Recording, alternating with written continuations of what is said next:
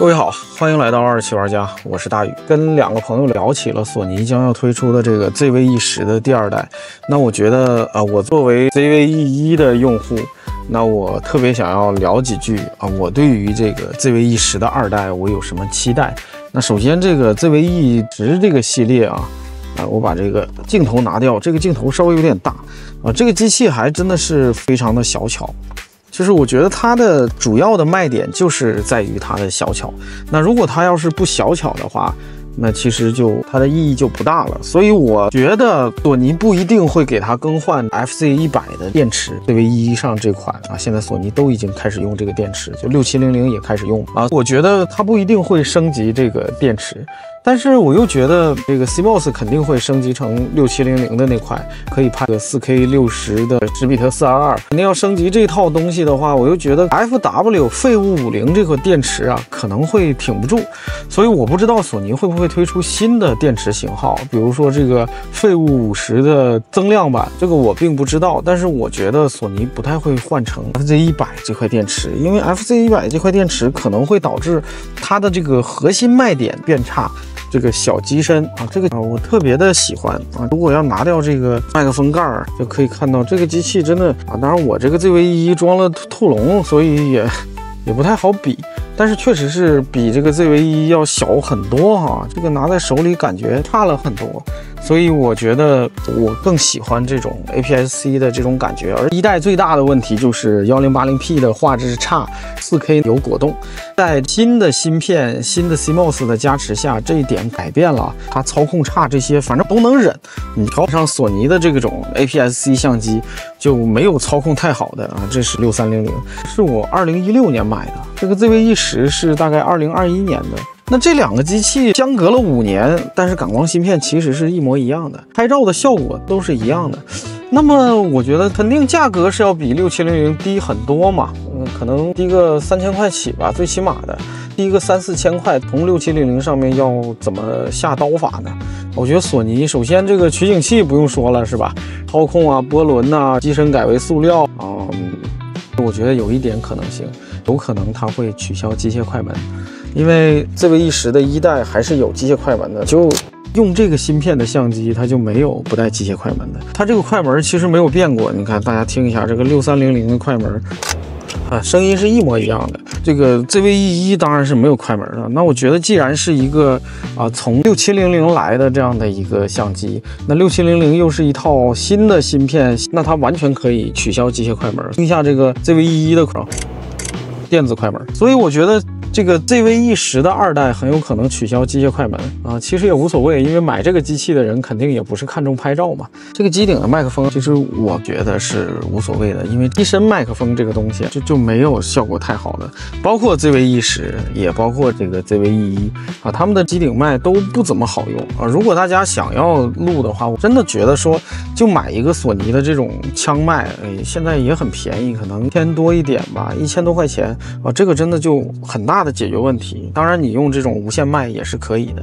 这个 ZV-E10一代呢，它是可以除了镜头防抖之外，还有一个内部的软件的增稳，那可以有陀螺仪，可以进行后期的陀螺仪增稳。当然内部的防抖和陀螺仪增稳它是不能同时使用的那我之所以会喜欢用这个 ZV-E1，其实很大程度就是因为它有这个动态增强的稳定系统因为它全画幅的相机加上这个接近1.5倍的这个裁切，确实是能带来很大的稳定的效果那当然与裁切和稳定我们还是可以选的。如果要是在一个 APS-C 相机上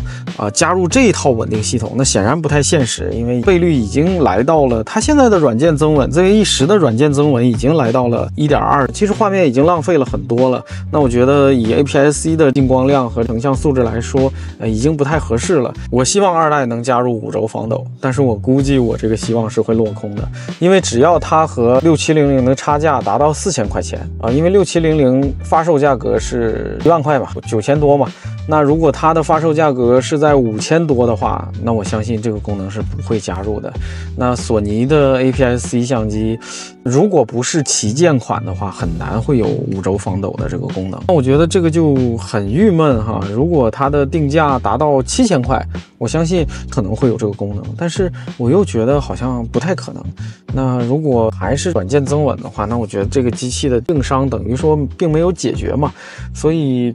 总是觉得还是心里有点不舒服啊。还有一点就是它的塑料机身呐，其实和这个 ZV-E 它俩真是半斤八两，都是这种质量哈，跟这种6300这种机身金属机身铝镁合金的机身简直就没有办法比。这个6300确实是很经典啊，我现在还是经常会用它的。这个机器呢，我就配这么一个长焦的这个狗头55210啊，你说画质不怎么样，反正我也无所谓，我就可能拍户外的时候拍一拍长焦用这个镜头，因为我 ZV-E 上长期挂机装的是28-200，还准备了85和50的几个大光圈的定焦镜头，所以我等于说中焦距吧，可能主要是靠相机来拍和手机来拍，广角呢我就是用这个 Pocket 3和手机啊，那长焦。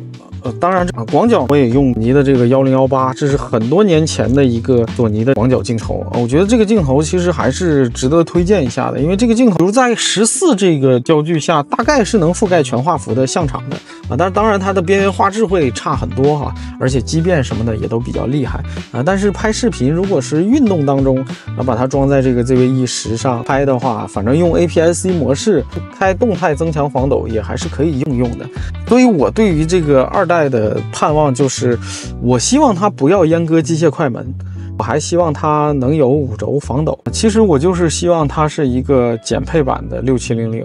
但是我觉得我这个希望很可能是会落空的。我不知道索尼会怎么下刀啊。ZV-E10的1代因为真的是超便宜，我在2023年7月份，去年的这个时候去日本旅游啊，在大阪的随便的路边的一个相机店，它柜台上摆着标价合人民币大概1700块钱这个样子，也就比现在闲鱼上的2手的这个ZV-E10还便宜一点。我觉得这个相机能算是日本的一个土特产吧。如果你碰巧经常出差或者旅游去日本的话，我觉得还是可以带一个的。就哪怕今天ZV-E10依然是一个非常好的入门的相机吧。那如果能支持 4K 120帧的话，那我不知道这个是要额外收费还是怎么样。总之现在看能达到6700全部的视频参数应该是没有任何问题的，就是看它未来的定价了。那定价我觉得会在6000多块钱这个价位，这是我初步的一个想法。我觉得它发售价格有可能是在6499啊这个价位。那如果它到6499以上的话，那我肯定是不会买的，我就直接买6700了。那如果它的价格能够来到说6000以下，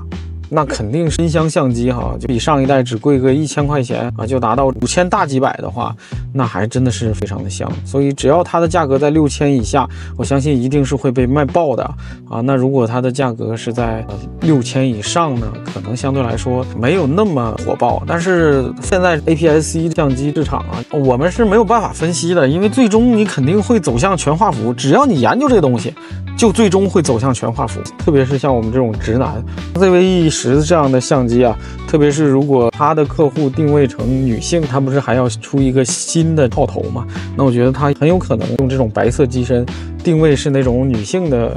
可能像黑卡原来的那些消费人群，它的价格有可能还真的首发如果6000多的话，可能还真的要抢一抢了。因为现在索尼黑卡都卖到什么价钱了？1英寸的相机，都卖到什么价钱了？前几天我卖了一个7年前的1英寸相机，我用了7年还赚了几百块啊！所以我觉得 ZV-E10的2代算是今年我很期待的一个 APS-C 相机吧，而且也是很有潜质去竞争今年最佳的带娃相机。因为真的索尼的这套系统啊，这些定焦的镜头也很容易买到哈。那如果再配上这个 ZV-E10这个小机身，那带娃出去拍娃还真的是比手机要色艺的很多哈，所以我还是很期待的。有没有机械快门其实都无所谓了，如果它没有机械快门呢，我也能理解。ZV-E 这个产品线可能以后就都没有机械快门了，因为它的旗舰老大哥也没有机械快门，所以它没有也完全说得过去。那基本就这样啊。它的整体的体验其实和6300，我多年前的这个6300没有什么质的改变啊。他们两个拍视频的规格也是完全一样的，除了这个它有这么一种防抖的设置。我最期待它的改变其实是这个模式的这个转换，我希望它变成跟 ZV-E1 一样是这种开关式的，而不是它这种按钮式的。按钮的转换真的是很难用啊。那它这里其实也有个开关，但这个开关就是个机器开关。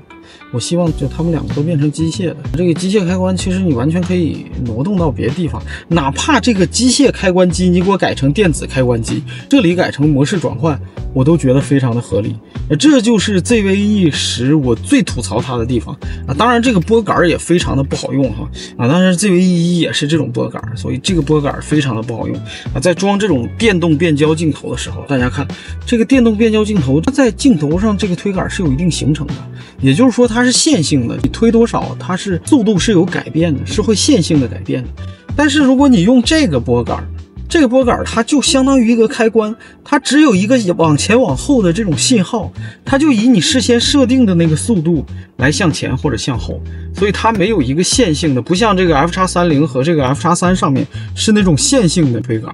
所以我认为是ZV-E10的一个很大的问题，操控上的一个很大的问题。其他的参数调节这些我都能忍，我非常的难以接受。如果你的拍照的需求没有那么强，你主要是想要拍一些视频记录生活，而且你又不需要边走边拍，那么ZV-E10是非常适合你的相机。如果你想要边走边拍视频的话，我觉得现阶段还是这个 Pocket 3是更好的选择。那手机和 Pocket 3结合都是非常不错的。如果你看到这里的话，就帮我点个赞，点个关注，谢谢大家，我是大宇，再见。